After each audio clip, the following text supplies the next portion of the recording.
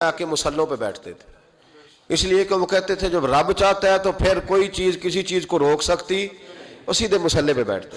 اعلیٰ حضرت فاضل بریلوی رحمۃ اللہ علیہ کے پاس ایک مولانا محمد حسین آئے، وہ فلکیات کے بڑے ماہر تھے، تو اعلیٰ حضرت نے فرمایا ذرا ستاروں کا حساب لگا کے دکھاؤ بارش کب ہوگی؟ کہنے لگا پورا مہینہ تو نہیں ہوگی۔ تو اعلیٰ حضرت رحمۃ اللہ علیہ فرمانے لگے کہو کہ میرا علم کہتا ہے مہینہ نہیں ہوگی، اللہ چاہے تو ابھی ہو سکتی ہے۔ کہنے لگا جی وہ تو ٹھیک ہے پر میرا علم، وہ جیسے روز لوگوں نے پیر نیٹو سین شاہ صاحب نہیں کھولے ہوتے کہ بارش کب آئے گی، اور اس کی طرف نہ دیکھ، مسلے پہ بیٹھ، مہربانی کر مسلے پہ بیٹھ، اللہ کی بارگاہ میں حاضر ہو، اسے معافی مانگ، اسے منا تاکہ وہ رحمت کی بارش۔ کہنے لگا جی میرا علم کہتا ہے۔ تو اعلیٰ حضرت فرمانے لگے پھر وہی بات، تو کہے اللہ چاہے تو بارش ابھی، لیکن یہ جو اڑ گئے ہیں نا بیچارے، یہ اڑ ہی گئے ہیں، یہ جہاں الجھ گئے ہیں وہاں یہ لوگ الجھ گئے، اللہ ہمیں الجھنے سے محفوظ فرمائے۔ تو اعلیٰ حضرت اٹھے تو فرمایا ٹائم کیا ہوا ہے گھڑی پہ؟ کہنے لگا جی 12۔ تو اعلیٰ حضرت نے گھڑی گھمائی، اب کیا بج گیا؟ کہنے لگا 4 بج گئے۔ فرمانے لگے بج گئے نا 4؟ کہنے لگا جی آپ نے گھڑی گھما جو دی ہے۔ فرمانے لگے اللہ بھی جب چاہے تو ستارے گھما دیتا ہے، اللہ بھی ستارے گھما دیتا ہے بارش۔ کہنے لگا جی وہ تو ٹھیک ہے پر مہینہ نہیں ہو سکتی۔ اڑا ہوا بندہ اس کا کوئی علاج ہے؟ جو اڑ جو جائے اس کے لیے قرآن کہتا ہے وَإِذَا خَاطَبَهُمُ الْجَاهِلُونَ قَالُوا سَلَامًا، اسے سلوٹ کرو دور سے، اسے کو تو جان اور تیرا۔ کہنے لگا جی ہو نہیں سکتی پورا مہینہ۔ فرمانے لگے یار تو جا اپنا کام کر۔ وہ شخص کہتا ہے میں نے دروازہ کھولا اعلیٰ حضرت کا، کمرے سے باہر نکلا تو تیز بارش ہو رہی، واپس آیا تو میں نے کہا احمد رضا یہ عقیدہ کہاں سے لیا ہے؟ فرمایا دروازہ مصطفیٰ سے لیا ہے صلی اللہ علیہ وسلم۔ تو یاد رکھیں کہ اللہ کو منانا چاہیے، استغفار کرنا چاہیے، اس کی برکات۔ حضرت موسیٰ ساری قوم کو لے کے نکل گئے، آؤ بھئی میدان میں اللہ کی بارگاہ میں استغفار کریں اور بارش کا سوال کریں، بارش مانگیں۔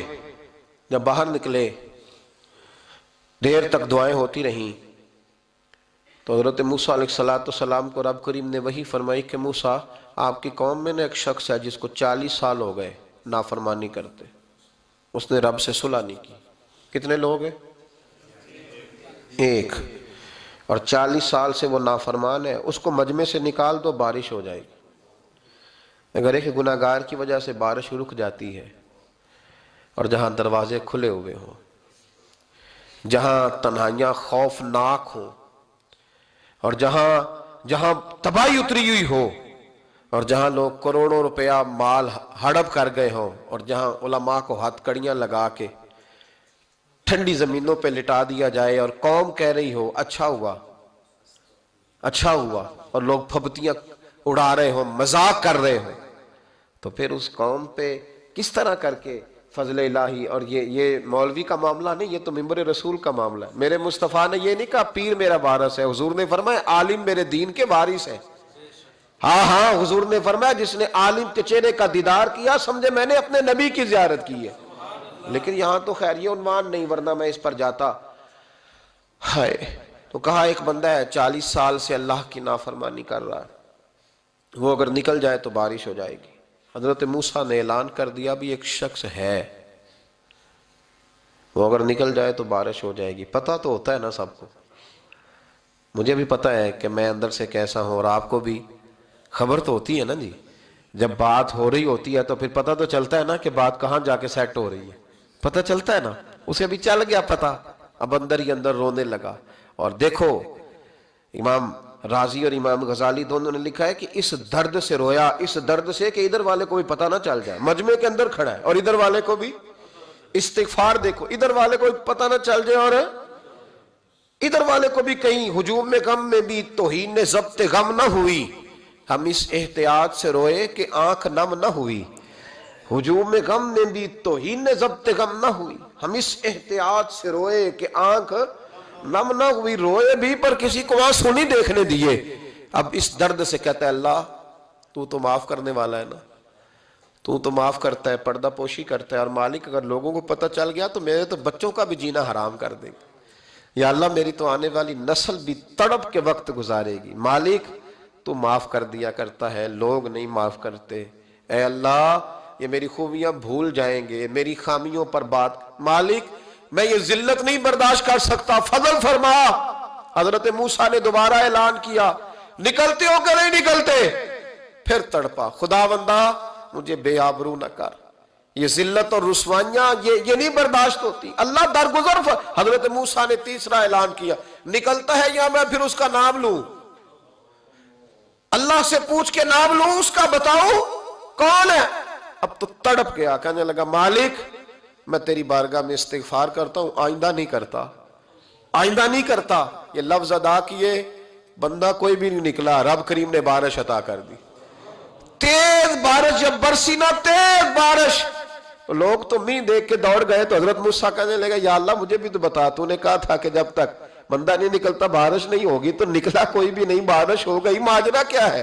تو رب کریم نے فرمایا موسیٰ بس اس نے مجھ سے صلح کر لی، اس نے مجھ سے صلح کر لی۔ اور امام غزالی نے لفظ لکھے، حضرت موسیٰ نے پوچھا، حالانکہ اللہ اپنے نبیوں کو غیب کے خزانے دیتا ہے، پوچھا کہ اے اللہ مجھے اس کا نام بتا دے۔ تو رب کریم نے فرمایا موسیٰ جب گناہگار تھا تب نہیں کسی کو بتایا، جب پاپی تھا تب نہیں بتایا، جب مجرم تھا تب نہیں بتایا، اب کیسے بتا دوں؟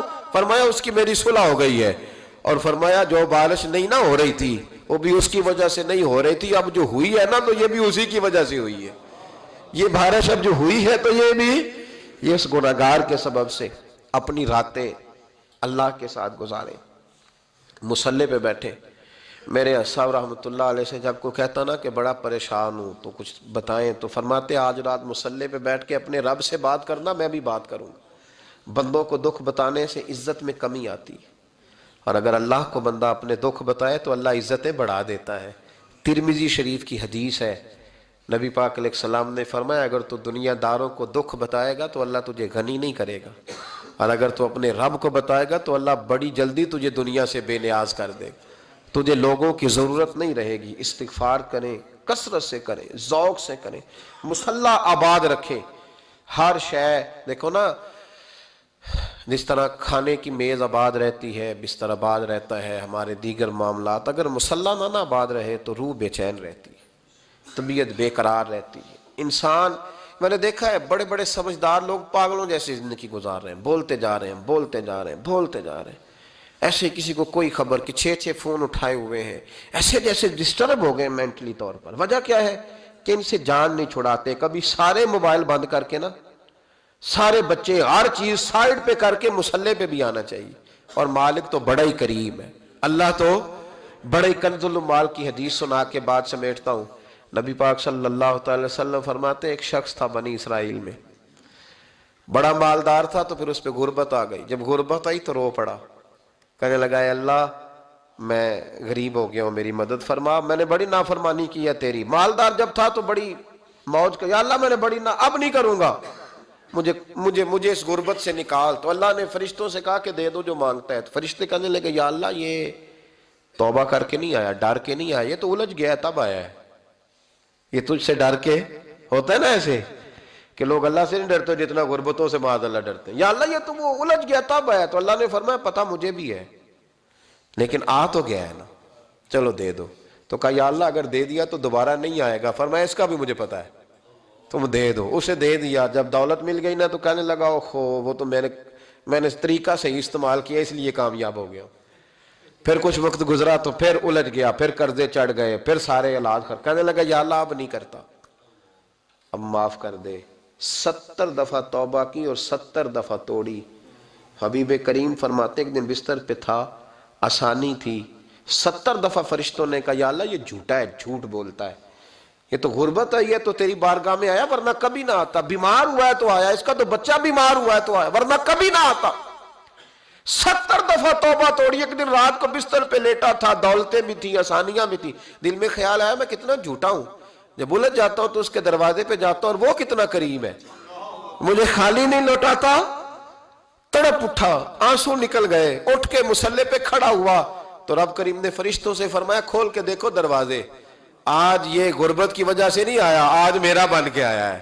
تو یا اللہ پہلے تو دولت دیتا تھا، آج کیا دے گا؟ تو محبوب فرماتے اللہ فرماتے اب میں اسے بغیر حساب کتاب جنت عطا کروں گا۔ استغفار کریں، اس کے حضور حاضری دیں، جس طرح سارا کچھ چھوڑ چھاڑ کے لوگ کہتے نہیں کہ ایک مہینہ میں نے کسی سیاہ